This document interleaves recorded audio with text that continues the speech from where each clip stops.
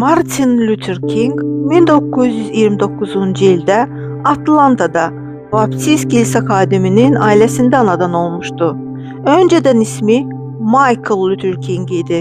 Sonra ismini Martin ilə dəyişmişdi.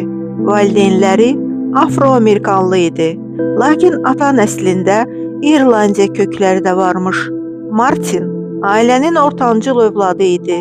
Dediyinə görə atası onu 15 yaşına qədər kötəkləyibmiş. Martin uşaq vaxtı məhəllədə bir ağdərili oğlanla dostluq edirdi. 6 yaşında onlar məktəbə yollandılar. Martin qara dərili uşaqlar üçün nəzərdə tutulan məktəbə getdi. Sonra dostunun atası onların bir yerdə oynamasına qadağa qoydu. Martin ağ dərili insanlara qarşı qəzəb, hiddət hiss edirdi. Lakin ailəsi onu mərhəmətə, sevgiyə dəvət edirdi. 12 yaşında Martin nənəsini itirdi. Bundan təsirlənmiş oğlan ikinci qatdan özünü atdı. Yaxşı ki, zərər görmədi. Martin Atlanta'da orta məktəbdə oxuyurdu və orada keçirilən natiqlik debatlarında iştirak edirdi. 11-ci sinifdə natiqlik müsabiqəsində o qələbə qazandı. Müəllimi ilə geri dönürdü. Avtobusda sürücü ondan yerini ağ dərili sərnişinə verməsini tələb etdi. Martin bunu etmək istəmirdi. Lakin müəllim ona dedi ki, bunu etməsə qanunu pozmuş olacaq və o ayağa qalxdı. Sonralar Martin bunu həyatının ən hiddətli günü adlandırdı. Atlanta Cənub ştat sayılırdı.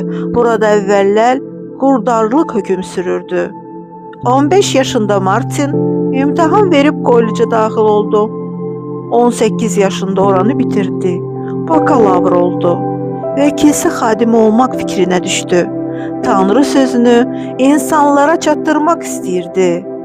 1949-cu ildə 19 yaşında Martin klozetdəki dini seminariya daxil oldu. Seminariyada Martin tələbə təşkilatının rəhbəri seçildi. Həmin vaxtlar o, ağ dərili bir qızla sevgi yaşayırdı. Lakin bu seçim valideynlərinin xoşuna gəlməyəcəkdi. Həm də onun gələcək pastor karyerasına ziyan vura bilərdi. Ona görə onlar 6 aydan sonra ayrıldılar. Bir müddətdən sonra Martin Coretta Scott'la evləndi. Bu qız əyalətdən gələn opera müğənnisi olmaq istəyən bir xanım idi. 25 yaşında 1954-cü ildə Martin Alabama'dakı Baptist kilsəsində pastor kimi xidmətə başladı. O gözəl nitq söylüyürdü, hamının sevgisini qazanmışdı. Martin dissertasiyasını müdafiə etdi. 1955-ci ildə Rosa Parks adlı qara dərili bir qadın avtobusda yerini ağ dərili sərnişinə verməkdən imtina etdi. Cənub ştatlarda avtobuslarda irqi ayrı seçkili hökm sürürdü. Qara dərili sərnişin yer olmayan zaman mütləq durub yerini ağ dərili sərnişinə verməli idi. Özü isə ayaq üstə durmalı idi. Rosa bundan imtina etdi və onu polis şöbəsinə apardılar.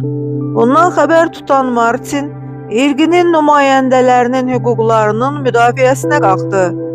Hər bir sərnişinin eyni hüquqa malik olduğunu söylüyürdü. Və Martin Montgomery'də avtobus boykotunu təşkil etdi. Boykot 384 gün çəkdi. Avtobus firmalarına böyük ziyan dəydi.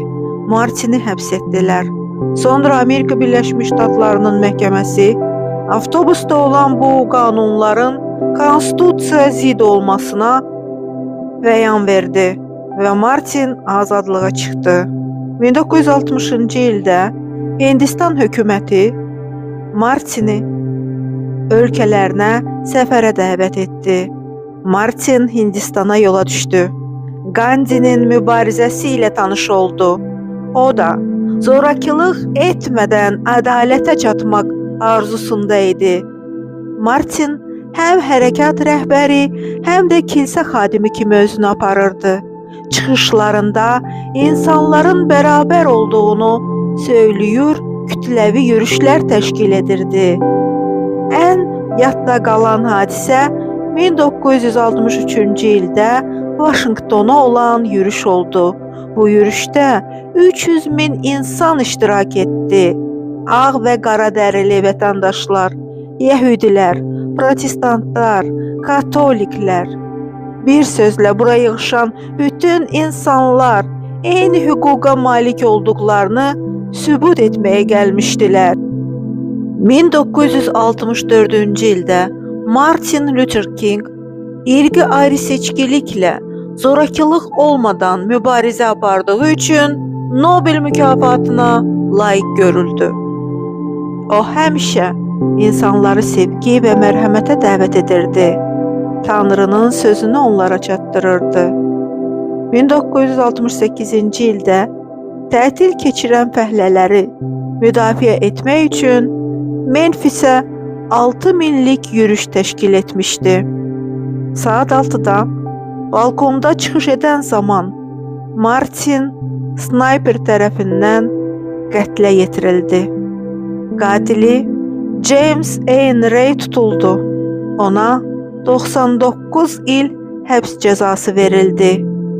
Martin Luther King dinindən, irqindən, millətindən asılı olmayaraq bütün insanlara bərabərlik tələb edən şəxsiyyət idi.